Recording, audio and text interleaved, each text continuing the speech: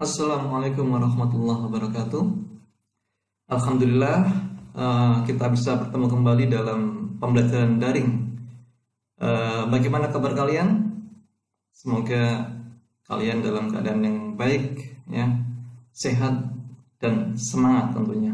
Oke, kali ini saya akan mencoba untuk mengulas, ya, kita belajar bareng, mengulas tentang mengenal unsur sistem komputer. Saya di sini mencoba untuk memberikan penjelasan yang mudah-mudahan dalam hal ini nanti kita bisa belajar bersama, ya. Saya harapkan setelah ini nanti kalian akan memahami pemfungsian perangkat keras, ya. Nama fungsinya saya harapkan kalian akan paham setelah pembelajaran kali ini. Kemudian kalian juga akan memahami tentang fungsi perangkat lunak. Oke, ya. Oke, siap ya. Oke, kita akan mulai. Oke, anak-anak. Pada beberapa pertemuan kemarin saya sudah membuat angket, ya, dan pretest. Ternyata dari situ dapat saya ambil kesimpulan banyak siswa yang belum memahami tentang sistem komputer, ya. Hardware, software, atau brandware. Oleh karenanya di sini saya akan mencoba untuk memaparkan. Mudah-mudahan setelah ini kalian bisa mengenal dan paham apa itu sistem komputer. Oke, ini adalah peta konsep, ya. Jadi dari sini nanti kalian bisa memahami tentang apa itu sistem komputer. Oke, komponen pembentuk sistem komputer itu ada 3, anak. Oke, yang pertama adalah hardware atau perangkat keras. Yang kedua adalah software atau perangkat lunak. Dan yang ketiga adalah brandware atau perangkat otak. Nah, hardware itu adalah hal yang bisa dilihat secara fisik, ya. Di sini dibagi menjadi 4. Yang pertama adalah input device atau peralatan masukan. Yang kedua adalah processing device atau peralatan pengolah data. Kemudian output device. Dan yang terakhir adalah storage device atau peralatan untuk menyimpan data. Kemudian software, ya, perangkat lunaknya ini dibagi menjadi 2. Yang pertama adalah sistem operasi. Yang kedua adalah aplikasi. Dan yang ketiga adalah brandware atau perangkat otak. Ini adalah orang yang menjalankan komputer, ya. Orang yang menjalankan komputer. Ini dibagi menjadi 3, ada user, ada operator, atau programmer. Oke, untuk pembahasan detailnya, marilah kita simak pada halaman berikutnya. Oke, nah, kita akan belajar pertama mengenai pemfungsian perangkat keras atau hardware. Ya, kita coba untuk memahami yang pertama. Kita belajar tentang definisi. Oke, pengertian hardware komputer. Anak-anak, kira-kira kapan pertama kali komputer itu dicetuskan? Ya, kalau kita mengulas, ya, kita bisa memahami tentang sejarah komputer generasi pertama. Ya, ini penemuan komputer itu dimulai saat masa Perang Dunia II, yaitu sekitar tahun 1940-an. Ya. Nah, komputer yang canggih pada saat itu adalah ENIAC, ya, yang dirancang oleh pemerintah Amerika Serikat, ya. Bentuknya sangat besar dan terdiri dari komponen yang besar-besar pula yang sangat banyak. Yang berbeda mungkin dengan komputer yang saat ini, ya, yang tipis, ramping, ya, yang bisa dibawa kemana-mana. Kalau dulu nggak bisa, permanen. Oke, hardware. Nah, hardware itu apa? Hardware terdiri dari 2 kata, ya, hard dan ware. Hard itu keras, ware itu perangkat.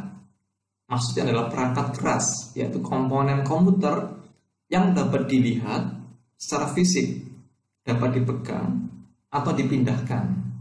Itu namanya hardware. Ya. Oke. Kemudian pembahasan yang kedua adalah kita akan membahas tentang blok diagram komputer. Nah, anak-anak, bagaimana komputer itu memproses sebuah data? Ya. Yang pertama adalah harus memasukkan data ke dalam komputer. Data ini bisa berupa teks, suara, video, atau yang lainnya yang dimasukkan oleh perangkat input device. Bisa menggunakan keyboard, bisa menggunakan mouse, bisa menggunakan scanner dan sebagainya. Itu adalah perangkat input device. Jadi perangkat dimasukkan ke dalam komputer. Nah, data yang kita masukkan ke dalam komputer itu akan diproses oleh processing device, yaitu peralatan yang digunakan untuk mengolah data. Yang dalam hal ini yang berperan paling penting itu adalah prosesor, yang di sini mengendalikan seluruh proses yang ada di dalam komputer. Nah, data yang diolah itu kemudian ditampilkan melalui peralatan keluaran atau output device, ya, bisa melalui tampilan layar monitor, bisa melalui speaker, atau bisa melalui, ya kalau kita ingin ngeprint ya, menggunakan printer. Nah, itu adalah perangkat keluaran. Nah, data yang kita masukkan ke dalam komputer itu tentunya kita tidak ingin kehilangan data itu, maka kita harus menyimpan. Ya. Menyimpan itu melalui media yang namanya storage device. Ya, bisa langsung menyimpan di hard disk, ya, atau bisa menyimpan di sebuah perangkat yang lain, misalkan flash disk atau DVD. Ya, oke. Sudah paham ya tentang blok diagram komputer?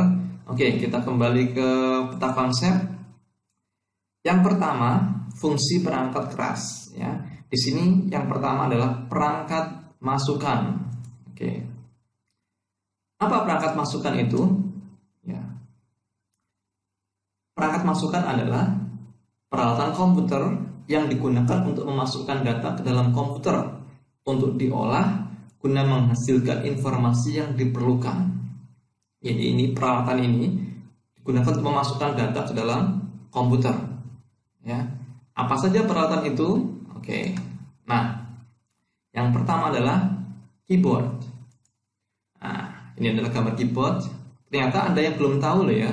Kemarin ada temanmu yang saya coba tanya pada semester kemarin, nggak tahu apa itu keyboard.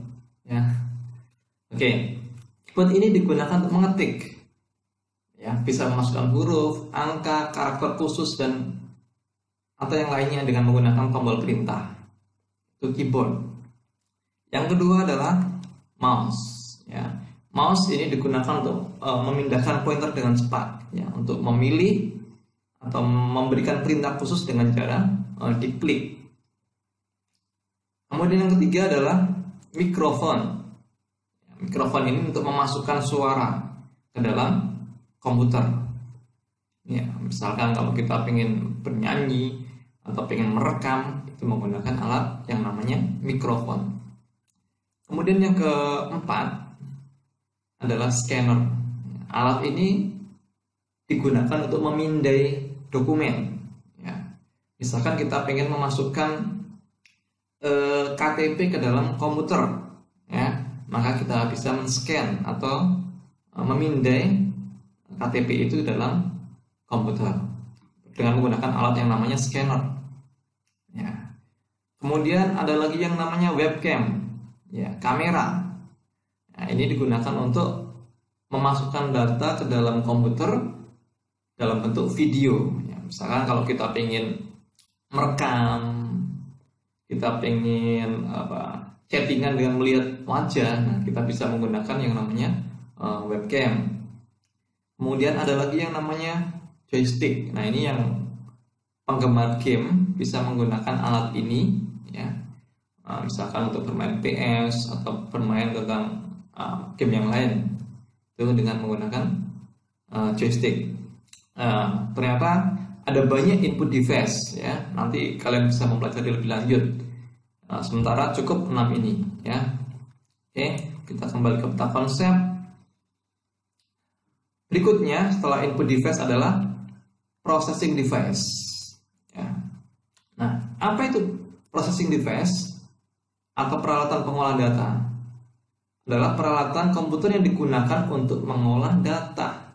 Tadi sudah dimasukkan melalui perangkat input, sekarang diolah oleh perangkat proses. Nah, komponen utama yang digunakan untuk mengolah ini adalah prosesor, ya, yang biasanya disebut sebagai otaknya komputer. Ya. Itu mempunyai dua fungsi. Yang pertama adalah mengatur semua instruksi program pada komputer. Kemudian yang kedua adalah mengelola semua aktivitas kinerja di dalam komputer. Nah, apa saja perangkat proses ini? Yuk kita coba cermati. Nah, yang pertama adalah prosesor. Biasanya kalau orang mau membeli komputer, itu yang pertama kali dilihat adalah prosesor apa ini. Karena prosesor itu akan menentukan kinerja dari sebuah komputer. Nah, ini adalah gambar dari sebuah prosesor, ya. Bentuknya kecil, ya, tapi inilah yang menentukan dari kinerja komputer. Kemudian ada lagi yang namanya motherboard, ya, atau papan induk. Ini dipakai untuk menghubungkan semua komponen yang ada di dalam komputer. Prosesor itu letaknya di motherboard. Kemudian yang lainnya misalkan hard disk atau sambungan dari speaker, kemudian monitor dan yang lainnya itu semuanya terhubung di motherboard ini. Ya. Kemudian yang ketiga memori. Nah, RAM. Memori ini dipakai untuk penyimpanan sementara. Ya. Jadi kalau kita misalnya bekerja menggunakan komputer, mengetik, ya, tampil di layar monitor. Nah, kemudian ternyata listrik mati, komputer kita juga mati. Sementara apa yang kita ketik belum kita simpan, maka ketika kita menyalakan komputer lagi, data yang kita ketik hilang. Nah, karena tadi apa yang kita ketikkan tadi, ya, itu masih disimpan dalam memori sementara, belum tersimpan di dalam memori yang permanen, belum tersimpan di dalam hard disk. Oke. Berikutnya adalah sound card. Ini adalah bentuk dari sound card, ya. Ini digunakan untuk memproses hal-hal yang berkaitan dengan suara. Ya. Kemudian ada lagi video card atau VGA, ya, video graphic adapter. Ini digunakan untuk memproses hal-hal yang berkaitan dengan gambar. Jadi kalau kita ingin menghasilkan tampilan di monitor yang bagus, tampilannya biasanya harus didukung dengan VGA yang bagus pula. Ya. Khususnya bagi mereka yang penggemar game, ya, biasanya harus menggunakan VGA yang speknya tinggi, ya. Baru dia bisa menikmati game yang tampilannya bagus. Oke, ini adalah processing device. Tentunya masih ada banyak beberapa yang tidak saya sebutkan di sini. Kita akan bisa pelajari lebih lanjut nantinya. Oke. Nah, tadi 1, 2 sudah. Yang ketiga sekarang adalah output device. Ya. Output device atau peralatan keluaran adalah peralatan komputer yang digunakan untuk menampilkan hasil pengolahan data. Ya, tadi data dimasukkan, diolah, kemudian sekarang data ditampilkan, dikeluarkan oleh komputer itu. Ya. Melalui apa? Nah, oke, kita lihat apa aja peralatannya. Nah, ada monitor. Ketika kita mengetik, tampil di layar monitor. Ketika kita browsing, tampil di layar monitor. Itu semuanya adalah kerja dari perangkat output device, ya. Tampil apa yang kita inginkan bisa tampil di layar monitor. Kemudian ada speaker. Speaker ini digunakan untuk mengeluarkan musik atau suara yang ada di dalam komputer. Ya, kita bisa mendengar lebih keras, itu menggunakan speaker. Kemudian ada lagi yang namanya printer. Printer ini kalau kita ingin menyajikan data dalam bentuk lembaran kertas, ya. Kita mengetik misalkan surat, kemudian kita ingin mencetak, nah itu menggunakan printer. Kemudian ada lagi yang namanya LCD proyektor. Ya, ini digunakan untuk memproyeksikan atau menampilkan layar dalam ukuran yang lebih besar. Nah, ini bisa dipakai misalkan untuk presentasi, ya, atau bisa dipakai misalkan kalau kita pengen nonton bola bareng-bareng gitu. Nah, pakai LCD ini lebih nyaman. Oke. Ini perangkat output. Berikutnya, yang keempat itu adalah storage device. Apa itu storage device? Ya, adalah peralatan yang digunakan untuk menyimpan data, ya, agar data-data ini aman tersimpan, maka kita gunakan storage device. Apa saja peralatannya itu? Oke. Yang pertama adalah hard disk. Nah, ini adalah bentuk dari hard disk, ya, piringan yang di sana mampu menampung banyak data. Ya, sekarang hard disk sudah ukurannya sangat besar, ya. Bahkan sekarang kalau kita mencari laptop yang kapasitas hard disknya itu 500 GB itu sudah relatif jarang. Sekarang rata-rata sudah 1 tera, ya. Itu sudah bisa menampung banyak sekali data, ya. Ada hard disk internal, ya, ini yang dipakai untuk laptop ataupun PC, ya, permanen di dalam. Kemudian ada hard disk eksternal, ini yang bisa